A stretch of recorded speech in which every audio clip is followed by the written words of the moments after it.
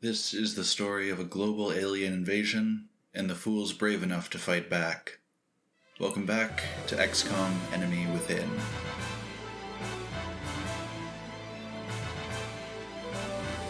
In our most recent mission, we captured a sectoid alive. As we return home, we leave it in the capable hands of our science team to wring every ounce of information they can get out of it. After a few days, Dr. Vaughn approaches us with their findings. Probing the alien's brain quite invasively, her team found evidence to suggest that the outsider units may hold information vital to defeating our foes for good. On top of this, we gain a more intricate knowledge of the workings of their weaponry, giving us a speed bonus on our next research project, beam weapons. The Council contacts us with our first report. As it's now been a full month since the program began, we get a rundown of our accomplishments so far, and they give us an A rating. As a reward, we receive a few hundred simoleons of funding, and an engineer is added to our team. Our beam weapon research completes, and we can now purchase upgraded versions of the standard issue assault rifle and pistol for our soldiers. And keep in mind, this isn't a general upgrade applied to the whole army. I have to purchase individual weapons from the workshop and hand them out to soldiers myself. Our army's about to get stronger, but this strength will come over time as we can afford to produce more guns. With this research project complete, we turn our eyes to another. There's a resource I've been gathering from alien storage containers throughout my missions, called Meld, and we're about to find out how it can be used. After a few days, Shen and Vaughn tell us that this material consists of alien nanomachines that can be used to enhance physical traits, senses, bodily functions, or to allow organic life forms to be merged with machines. With the construction of a genetics lab or a cybernetics lab, I can create enhanced super soldiers or cyborgs. Though this material is difficult to come by in large quantities, so I have to choose wisely when and where I spend it. I ask Vaughn to research some more alien tech, I order a laser pistol to use in the next battle, and we send out an interceptor to shoot down an alien craft that we spotted over Nigeria. This one visibly larger than the last.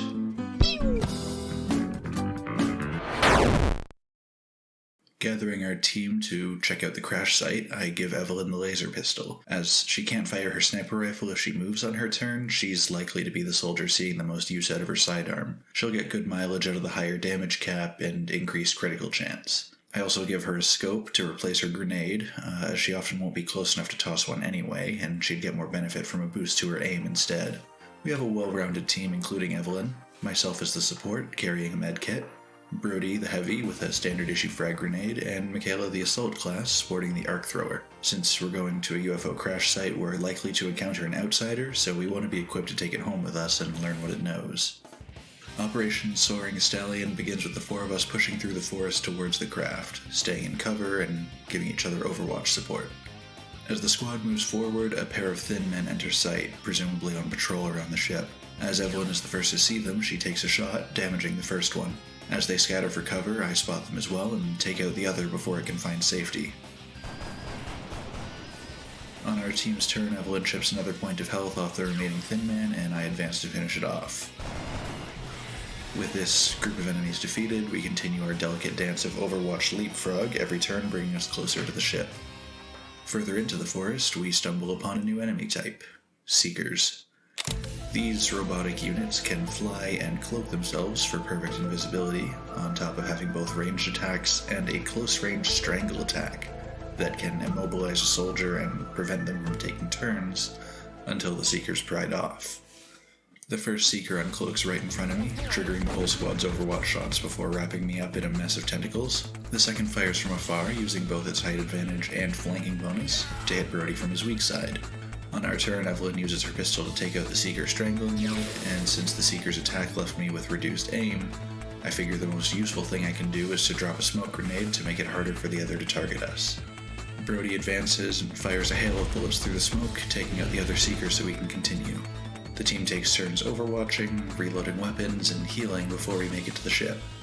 As we enter, we see no one, not a soul in the first room. As I position soldiers on my next turn, I accidentally instruct Brody to open a door we weren't yet ready to open, and again no one was inside. As we prepare a pincer attack around both sides of the ship, Brody and I find the outsider and scare it to the other side of the room, where it hopes to find cover from our attacks, but it's walked right into our trap. As Brody and I hold his attention, Evelyn and Michaela sneak around behind it. It notices them and takes a devastating shot at Evelyn, leaving her with 1 health left as Michaela charges in with the arc thrower. With the outsider knocked out and captured, the mission is complete, though nearly at the cost of our first soldier. Both Michaela and Evelyn are promoted. Evelyn receives the Squad Sight perk, which allows her to see and fire upon any enemy that an ally sees, as long as there's an unobstructed line for the sniper shot to travel.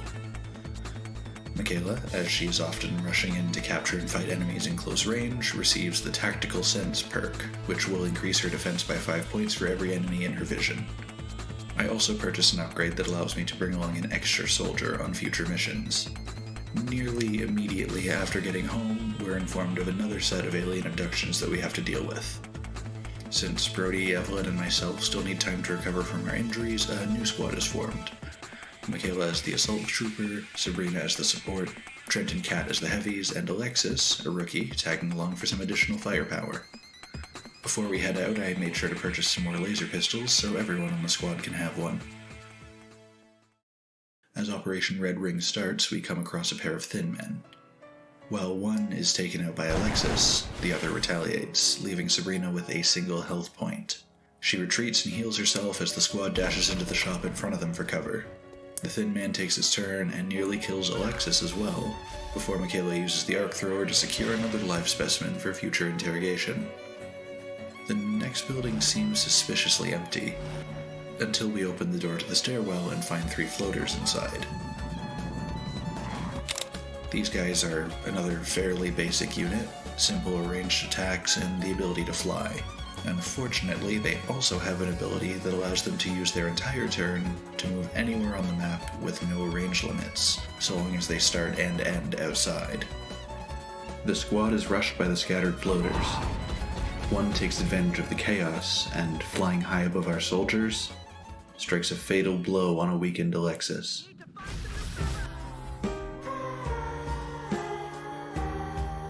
This is XCOM's first casualty of the war.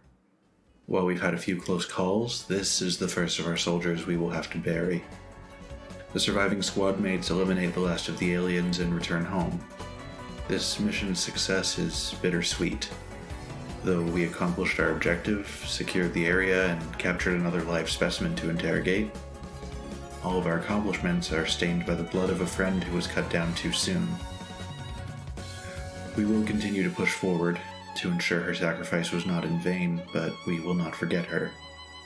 This global conflict is sure to claim many more of our own, but each soldier gives their life knowing that their comrades will continue on and someday bring an end to the war.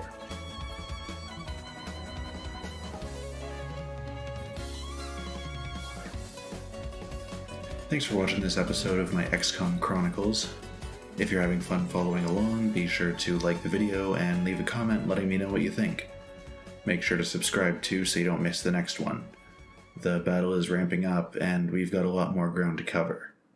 As always, thanks for watching. Bye!